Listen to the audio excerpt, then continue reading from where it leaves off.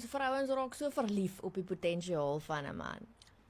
Jy kan so sien wat hy alles kan vermag en wie hy kan wees en hoe hy kan lyk en as hy tog net dit of dat doen of bietjie effort insit. En tog sê almal altyd, ag, ek wil so graag 'n man hê wat lief is vir my, vir wie ek is. Sien jy die man wat voor jou staan vir wie hy is? Of sien jy die potensiaal van wie hy kan wees? Want imagine hy is verlief op die potensiaal wat jy kan wees.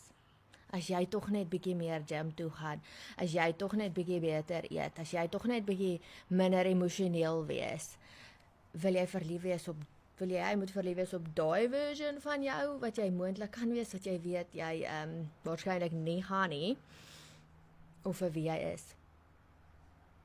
Ek wil niemand sleg sê nie, ek wil net, jy moet bietjie realisties daaroor gaan dink, want ons is almal skuldig daaraan.